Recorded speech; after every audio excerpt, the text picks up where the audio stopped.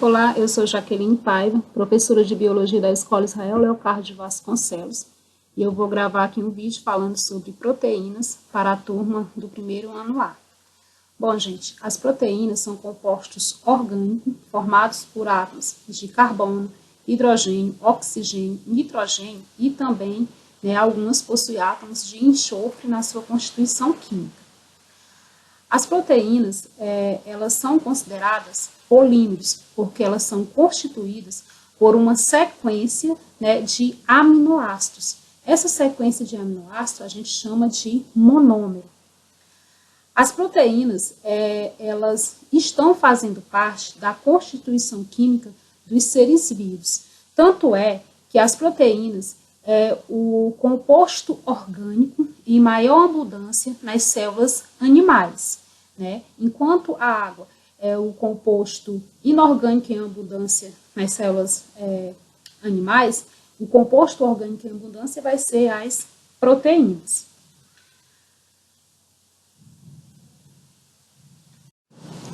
Bom, gente, como nós sabemos, as proteínas elas estão presentes aí, fazendo parte da constituição química dos seres vivos. E os animais, eles para poder conseguir formar as proteínas no seu organismo, eles vão obter esses aminoácidos, que formam essas proteínas, através da alimentação. As plantas não, as plantas conseguem sintetizar todos os aminoácidos para a produção de suas proteínas. Já no caso dos animais, não. Então, os animais eles vão obter essas proteínas por meio da alimentação. Os alimentos de origem animal, como por exemplo carnes, ovos, são ricos em proteínas. Existe também alimentos de origem vegetal que são ricos em proteínas, como é o caso aqui da soja, que em 100 gramas de soja eu tenho 16 gramas de proteína.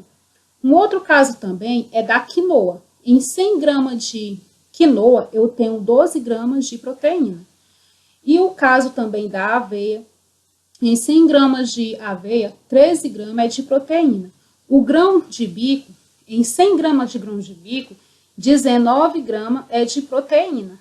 E o feijão também, em 100 gramas de feijão, 8 gramas é de proteína. Como a gente percebe, as proteínas, a gente consegue fazer essa ingestão através aí dos alimentos. As proteínas, elas são muito importantes na nossa constituição química. Tanto é que quando uma criança ela está em período de desenvolvimento, de crescimento, e que a alimentação dela seja pobre em proteína, ela vem no caso aí, a desenvolver algumas doenças, devido a essa deficiência de proteína. E isso é muito comum em países pobres, principalmente países do continente africano e também alguns países da América do Sul. É o caso aqui que a gente pode citar, de duas doenças por déficit de proteína. Essa primeira imagem representa uma criança com o marasmo. O marasmo é uma doença que é ocasionada em crianças que estão em fase de desenvolvimento, de crescimento, e se caracteriza por apresentar tecido frouxo, abdômen distendido, músculos atrofiados. Já essa outra imagem mostra uma criança com uma doença em deficiência de proteína, que é chamada de Kwashiorkor. Então, essa doença do Kwashiorkor, ela tem como sintomas retardamento mental, inchaço no abdômen, principalmente devido à falta aí de proteína. Bom, gente, como eu falei antes, as proteínas elas são constituídas por aminoácidos. E esses aminoácidos eles podem ser classificados em naturais ou não essenciais, em semi-essenciais e essenciais. Os aminoácidos naturais ou não essenciais são aqueles que o organismo dos animais conseguem sintetizar. Um exemplo disso é a alanina.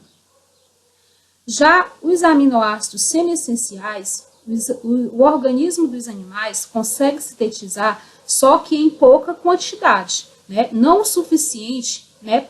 Na quantidade adequada que o organismo necessita. Um exemplo disso é a arginina. E os aminoácidos essenciais são aqueles que o organismo não consegue sintetizar, né, que os animais têm que adquirir esses aminoácidos, né, através da alimentação. E um exemplo disso é a metionina.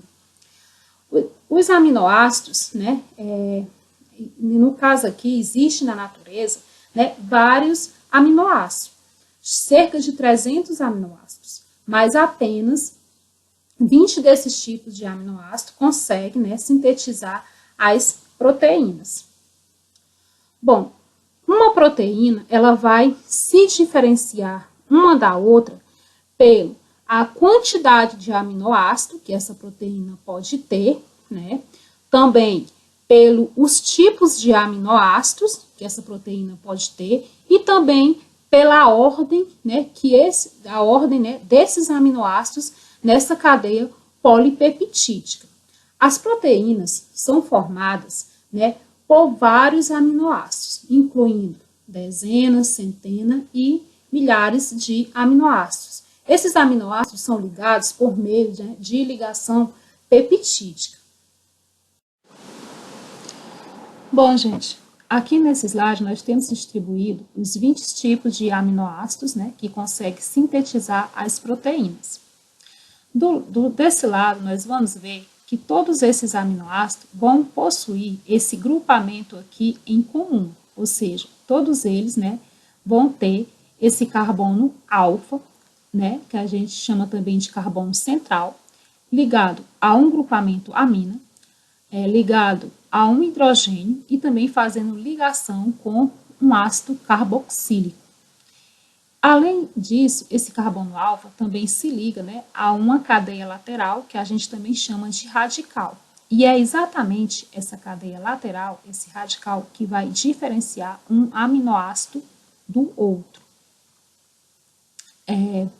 Como a gente percebe aqui, né, os aminoácidos, eles vão se comportar tanto, né, em meio ácido como em meio básico, porque o ácido carboxílico, né, faz com que ele seja, né, ele possa ter um comportamento no meio ácido e o grupamento amina é básico e também vai fazer com que ele, né, se comporte em um meio básico.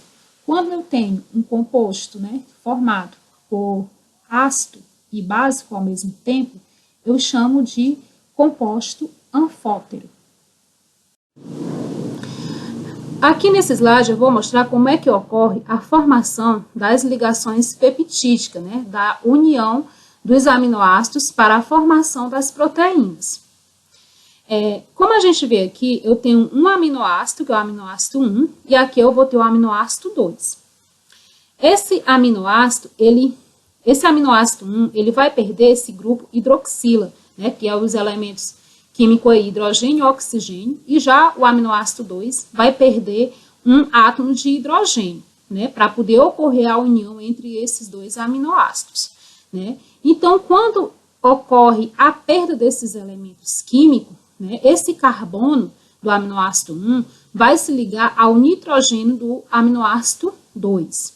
E daí, esses átomos perdidos, né, que é 2 átomos de hidrogênio e 1 átomo de oxigênio, são liberados e ocorre a formação de uma molécula de água. Ou seja, né, ocorre uma reação química aí que a gente já conhece, que é chamada de síntese, né, por desidratação.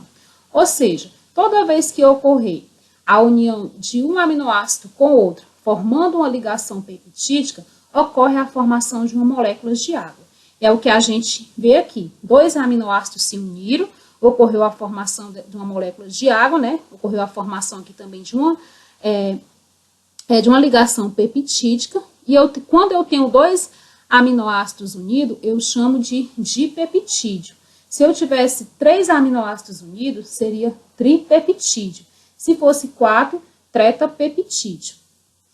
E aqui mostra, né, os aminoácidos que se unem por meio de ligações peptídicas para formar né, peptídeos, lembrando que as proteínas, elas são consideradas polipeptídeos, né, porque elas possuem vários aminoácidos na sua cadeia, né, então a gente observa aqui, né, que esses peptídeos se unem formando polipeptídeos e daí eu vou ter a proteína.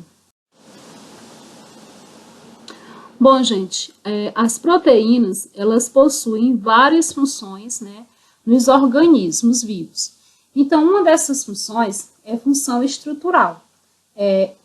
Quando essas proteínas, né, elas vão fazer parte aí, né, das membranas celulares e também, né, do citoplasma celular. Essas proteínas com função estrutural, ela tem função de proteção ou da resistência, né, a essas estruturas. Um exemplo de proteína estrutural, a gente pode falar o caso do colágeno, que está presente aí formando os tendões e as cartilagens. E também, um outro caso é o caso da proteína elastina, né, que está presente formando os ligamentos. E também a queratina é outro exemplo, né, de proteína com função estrutural, pois ela está presente aí formando, né, as unhas, cabelos, penas, né, e também está presente na nossa pele. As proteínas também têm função energética, né? Então elas são utilizadas como a terceira fonte de energia. Terceira por quê? Porque a primeira fonte de energia do organismo são os carboidratos. Não tendo carboidrato, o organismo vai utilizar os lipídios armazenados, né, no organismo. Terminando os lipídios, aí sim, a terceira fonte será as proteínas.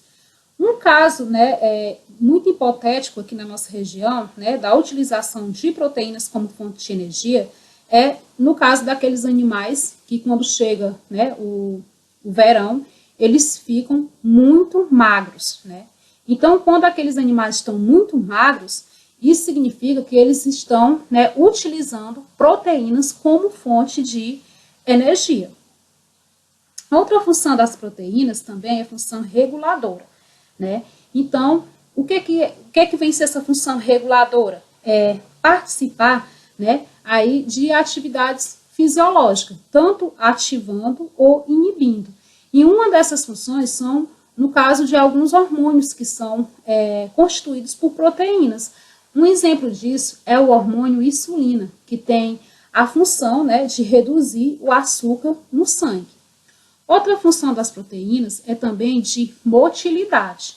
E isso se refere à questão de algumas proteínas ter a capacidade de se contrair, mudar de forma e se deslocar, né, no meio ambiente. Um exemplo disso, né, são as proteínas actina e miosina, né, que são proteínas responsáveis aí pela contração dos músculos esqueléticos. As proteínas também têm função de defesa. Um exemplo disso, né, são as imunoglobulinas, né, conferindo aí os anticorpos, né, que são proteínas específicas que faz o reconhecimento de antígenos, né, quando esses antígenos entram em contato com o organismo humano ou com o organismo animal, né, e reconhece esses antígenos e destrói, né. Então, outra função das proteínas seria essa de defesa. E uma das funções das proteínas também são catalisadoras, né, que é no caso das proteínas chamadas de enzimas. Essas proteínas catalisadoras, elas têm a função, né, de acelerar as reações químicas, para que essas reações químicas ocorram, né, em pouco tempo, com menos gasto de energia. Bom, gente, as proteínas, elas são classificadas, né, quanto à sua estrutura, né, quanto ao seu formato. Então, existe uma classificação para as proteínas que a gente chama, né, de estrutura primária, estrutura secundária, estrutura terciária e estrutura quaternária. A estrutura primária corresponde às proteínas que são formadas, né, por a união aí de aminoácidos, né, através de ligações peptídicas. E essas proteínas, né, que compõem aí a estrutura primária, elas possuem um formato linear, como a gente observa nessa imagem. Já as proteínas que faz parte aí da estrutura secundária, além de possuir as ligações peptídicas unindo os aminoácidos, elas também vão começar a ter um formato já mais tridimensional, porque elas vão começar, né, a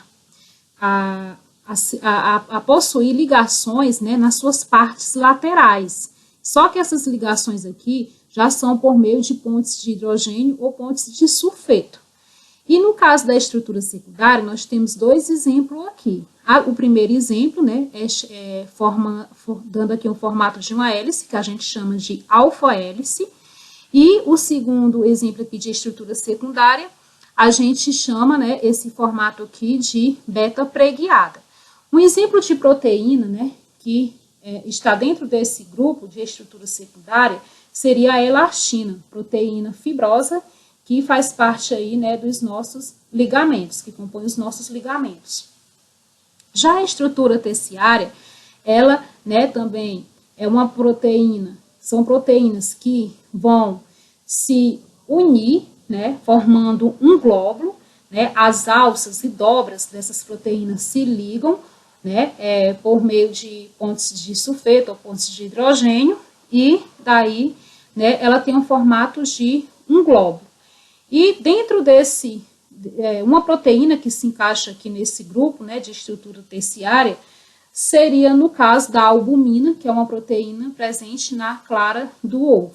Já a estrutura quaternária, ela vai se caracterizar pela união de glóbulos. É como se eu pegasse, né, vários glóbulos ali que foi formado na estrutura terciária, que é a estrutura terciária, e unisse eles por meio de pontos de hidrogênio, né? Então, aqui, por exemplo, eu posso ter 4 glóbulos unidos, né? Então, aqui é uma estrutura quaternária. Um exemplo de proteína que se encaixa dentro desse grupo de estrutura quaternária seria a hemoglobina, que a hemoglobina é uma proteína, né, que tem a função aí de transportar o gás oxigênio, né, no nosso organismo. Turma, existe um termo que a gente chama de desnaturação proteica, né? O que seria isso? Seria, né, mudar o formato dessas proteínas aqui. Quando eu mudo o formato dessas proteínas, né, proteínas da estrutura quaternária ou estrutura terciária, por exemplo, essas proteínas, elas vão deixar de ser ativas, elas não conseguem realizar mais a sua função. Então, isso é desnaturação. E existem fatores, né, que fazem com que essas proteínas elas fiquem desnaturadas. Um exemplo disso seria a temperatura. Vamos utilizar aqui um exemplo hipotético do nosso cotidiano. Imagine uma mulher que tem um cabelo cacheado. Então, ali, né, eu tenho, né, a queratina presente naquele cabelo, dando aquele formato. Então, quando ela quer fazer um alisamento no cabelo, ela vai, né, fornecer a esse cabelo o que? Altas temperaturas ou então produtos químicos, né, também, que modificam, né, aí a estrutura tridimensional dessas proteínas, fazendo com que essas proteínas, né, ela quebre aí essas ligações de pontes de hidrogênio e ela mude aí o seu formato, mudando o seu formato, ela deixa de realizar a sua função, que era deixar o cabelo cacheado. Bom, gente, as enzimas, né, elas possuem função catalítica, pois elas participam de várias reações químicas, né, que ocorrem aí nos organismos de seres vivos, né, tanto, né, na degradação de substâncias, como também na síntese de substâncias, fazendo com que essas reações químicas ocorram, né, de uma forma mais rápida e com menos gasto de energia. As enzimas, elas são constituídas, né, por aminoácidos, ou seja, as enzimas são constituídas, né, por proteínas. Mas existe exceção. É o caso da enzima ribosina. A enzima ribosima, ela é constituída, né, por ácido ribonucleico, ou seja, por RNA, e não por aminoácidos.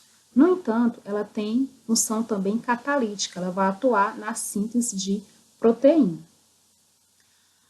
As enzimas, elas vão possuir especificidade, né, com o substrato.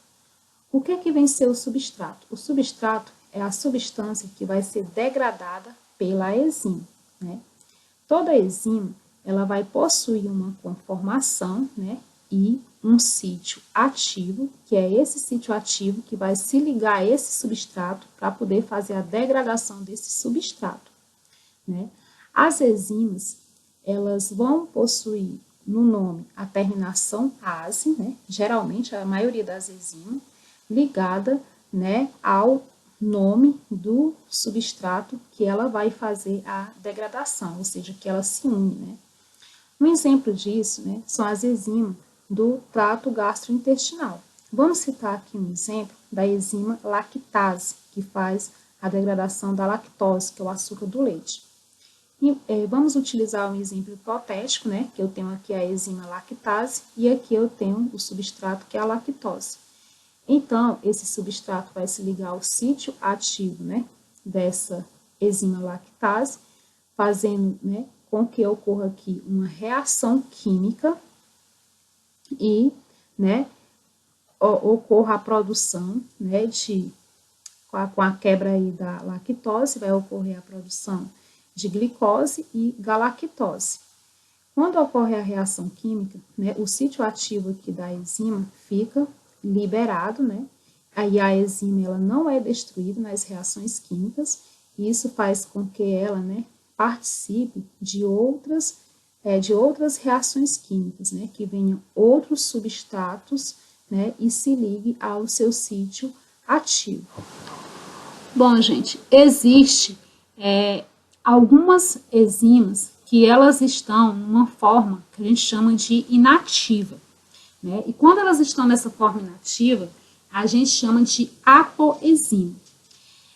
Essas enzimas inativas, né, elas precisam se ligar a outros compostos que não são proteínas, ou seja, que não são formados por aminoácidos, para se tornar ativas, para conseguir, né, ter uma conformação adequada para se ligar a um substrato específico. Então, essas substâncias que vão se ligar a essas enzimas inativas, a gente, né, chama aí de grupo prostético, né, porque são formadas por substâncias que não são proteínas. E daí, pode ser minerais. Quando são minerais que se ligam a essas apoenzimas, a gente chama essas substâncias de cofator. Então, né, a gente tem aqui a imagem de uma apoenzima e um cofator. Esse cofator se liga nessa região aqui, né, da apoenzima e faz com que a apoenzima se torne, né, agora ativa. Ela fica com a conformação de se ligar a um substrato específico. E quando ocorre a união do cofator com a apoenzima, né, a gente chama de aloenzima, e é quando ela está ativa. Também, né, existem apoenzimas que se ligam às substâncias orgânicas, que um exemplo disso são as vitaminas. E quando essas substâncias que vão se ligar à apoenzima para torná-la ativa, compostos orgânicos, como vitaminas, a gente chama de coenzima. Nesse caso aqui, né, eu tenho uma enzima inativa, a apoenzima, ela se liga a essa coenzima, né, a gente vê aqui a ligação, então ela cria uma conformação, ela cria aqui um sítio ativo, né, adequado para se ligar a um substrato específico, né, então agora ela se torna ativa. As enzimas, elas possuem aí, né, duas teorias para poder explicar essa especificidade, né, da enzima se ligar ao substrato. Uma das teorias, né, é o caso aqui da chave fechadura, né, que se refere aí a especificidade das enzimas, né, que elas possuem aí uma conformação em que seu sítio ativo se liga só àquele determinado substrato para ocorrer a reação química. E também existe uma outra teoria, que ela é mais recente, que é chamada de encaixe induzido. Essa teoria diz que existem enzimas que possuem um sítio ativo, né, diferente do substrato, mas daí esse substrato, né, se liga a essa enzima por meio do sítio ativo da enzima e muda a conformação, né, dessa enzima, fazendo com que ele se encaixe nesse sítio ativo. É o que a gente vê aqui nessa gravura, né? A gente vê que o sítio ativo da enzima é diferente aqui do formato do substrato, né? A conformação aqui dessa enzima, do sítio ativo dela. Mas aí o substrato consegue mudar a conformação dessa enzima, né? Fazendo com que ele se ligue aí ao seu sítio ativo. E então, nessa teoria, ela é chamada de encaixe induzido. Bom, a gente sabe a importância das enzimas nas reações químicas, né? Então, aqui é um gráfico mostrando, né, que quando eu tenho aqui a linhazinha em vermelho, significa que está sem enzima. Então, essa reação química vai demorar para ocorrer, né, isso, e vai ocorrer também um maior gasto de energia. Quando eu tenho a participação das enzimas, a participação das enzimas, essa reação ela ocorre, né, de uma forma acelerada, mais rápida, né? Então ocorre menos gasto de energia e é representada aqui por uma linhazinha, né, aqui de cor azul. Nesse outro gráfico, nós vamos explicar alguns fatores que alteram, né, a atividade enzimática. Um desses fatores é a temperatura. Como a gente vê, as enzimas elas atuam até uma temperatura ótima, né? E quando ocorre o aumento dessa temperatura, elas já deixam, né, de realizar a sua função. É o que a gente observa aqui. Essa enzima ela atua bem, uma temperatura ótima, até 40 graus. Passou disso, né, ela já vai reduzir aqui a sua atividade catalítica. Então, a temperatura ela é um fator que influencia altera aí a atividade enzimática. Um exemplo disso é no nosso corpo, né, quando nós temos uma temperatura em torno de 36 graus, 36,5, né, que as enzimas elas funcionam muito bem nessa temperatura. Quando a gente está com uma febre que chega aí a 41 graus, né, ou mais, então as enzimas elas já deixam, né, de realizarem essas atividades catalíticas de uma forma, né, mais eficaz, né. Além da temperatura, que altera a atividade enzimática, existe também um pH. Então, as enzimas, elas vão atuar em um pH, né, adequado, em um pH que a gente chama de pH ótimo. Quando a gente fala das enzimas, né, digestivas, no caso, no nosso estômago, né, lá junto aí do ácido clorídrico, nós temos a enzima pepsina, que a enzima pepsina, ela atua num pH, né, ácido. Como a gente sabe, o pH, ele varia de numa escala aí de 1 a 14, né, que é medindo a questão, né, do total de hidrogênio, lá naquela substância, né, que é o potencial hidrogênio-único, né, e no caso da pepsina, ela atua, como a gente observa aqui, em um pH, né, em torno de um pH 2, que é um pH ótimo. Aumentou o pH, né, que é um pH ácido, que aumentou este pH, ela já reduz, né, a função dela, né, que a gente observa aqui nesse gráfico. Já essa linhazinha de cor verde representa, né, a enzima aqui, a amilase salivar. A amilase salivar, ela vai atuar em um pH neutro, que é em torno de 7. A amilase salivar, ela tem a função de degradar, né, o amido, né, aí presente em alimentos ricos em carboidrato, como por exemplo pães, bolo, né.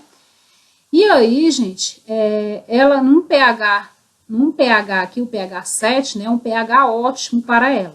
Aumentou o pH, ela reduz a sua atividade enzimática, viu?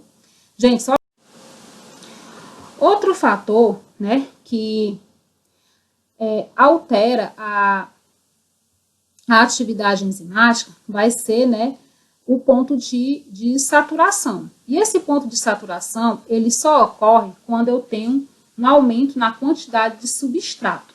Um exemplo disso, né, que a gente utilizou aí, por exemplo, a sacarose, que era o substrato, digamos que nós temos, né, lá no interior de nossas células, várias enzimas lactase para degradar a sacarose. Então, se você está comendo alimentos ricos, né, em leite, tomando leite, queijo, iogurte ou esse derivado aí do leite, então está chegando muita lactose, né, muito substrato. Enquanto tem pouco substrato, as enzimas elas realizam essa atividade química muito rápida. É o que a gente observa aqui no gráfico, né? Porque os sítios ativos delas estão livres, está chegando substrato, né? Então elas vão ali se ligando a esse substrato por meio do sítio ativo e vão logo realizando essa função muito rápida. Mas, né, digamos que chegue bastante substrato. Então, esses sítios ativos das enzimas vão estar ocupados, né? E aí vai ficar muito substrato aqui. Então, a reação química ela já começa, né, não mais ser acelerada. Ela chega a um ponto de saturação que a gente vê aqui que fica constante, né? A linhazinha aqui está até constante, que é o ponto de saturação. Esse ponto de saturação se deve, né, ao alto teor de substrato que chegou ali para aquelas enzimas, né, se ligarem àquele substrato, mas os sítios ativos delas estão ocupados. Bom, gente, era isso. Fique com Deus e até a próxima.